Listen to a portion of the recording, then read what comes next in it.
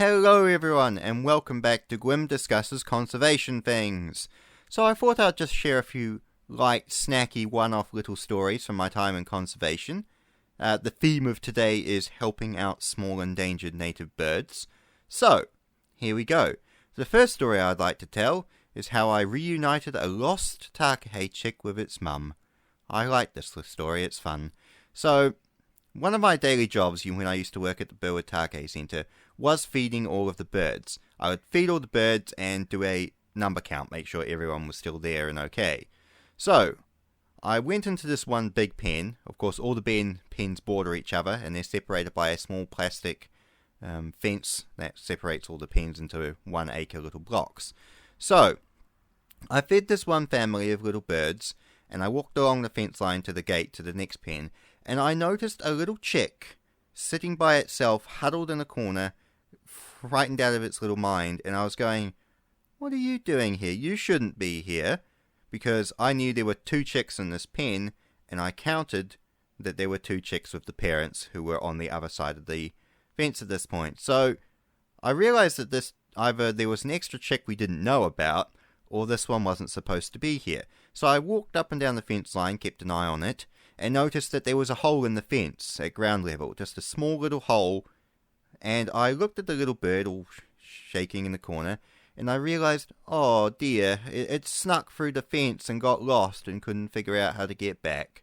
So I went back up and checked that there were definitely 2 chicks in the top corner, because I was like, I don't want to, do this, what I'm about to do, if I've got it wrong. And indeed they were, both the chicks with the parents in the top corner. So I grabbed the little chick in the corner and held it up. And it started squealing, I felt sorry for the poor thing, but I needed to ascertain this. And on the other fence, on the other side, I saw Mum and Dad come running up to the fence line, and I saw only 1 chick in the background in the distance there. So that confirmed what had happened.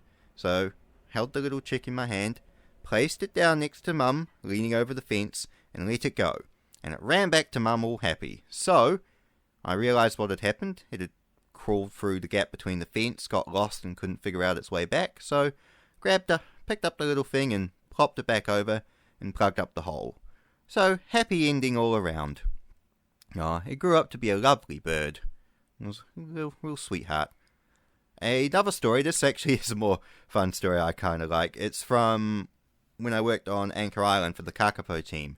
So me and another ranger, Brett, we went out to do a health check on one of that year's chicks. So Stella Free was the chick's name. It was the 3rd chick of the season, and their mother was Stella, so hence the name Stella Free.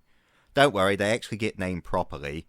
Believe it or not, just as an aside, it's really amusing because to name a kakapo, it's a huge legal landmine, because you have to consult with Maori groups, you have to consult with local board groups, you need to consult with special interest. To name a kakapo chick is an incredibly drawn out process, whereas when I worked in the Takahe team, what do we name it? Whatever the hell we want. Which is why we had Gandalf and Shadowfax. I even named one Khan, as in Genghis Khan. I got to name one, which was really awesome. So, that's just an aside. But anyway, we were checking on Stella Free, and we did a radio check, and we saw that Mum was way off in the distance, so we were like, oh, yep, perfectly fine. So, found the little chick in its hole, picked it up. It started squealing a bit. I was holding it while Brett was doing the health check, so just checking its eyes were okay, checking it, was gaining weight, just doing all the little things you do to make sure it's healthy and happy. And as he's crouched down, leaning over, he jumps up and goes, "Ah, my butt!" And I turn around, and what had happened was Mum, Stella, had come back, seen we were messing around with her daughter, and bit him on the ass. And it was just so funny the way he jumped in the air going, "Ah, my butt!" It was just, it was great. And then Mum just squawked off into the tree line. So I just loved the idea of Mum coming back going, "Oi, don't touch my chick," biting and then running away. And it was just, it was delightful. But yeah, what was other fun stories? I suppose the other fun story was, as I said, I got to name a Takahe chick. It was actually the son, or one of the sons of my favourite bird, Hopi. He was such a big, happy boy.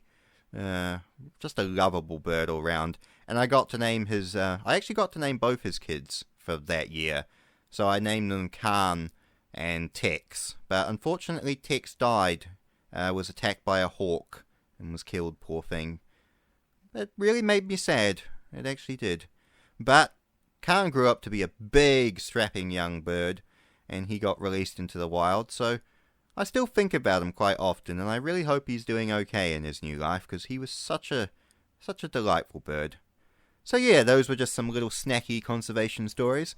As I said, I've got a million more like these, so if you ever want to hear them, just let me know. Or I'll just record a video anyway, and you'll be forced to hear it if you click on the video. Ha ha ha ha! I win.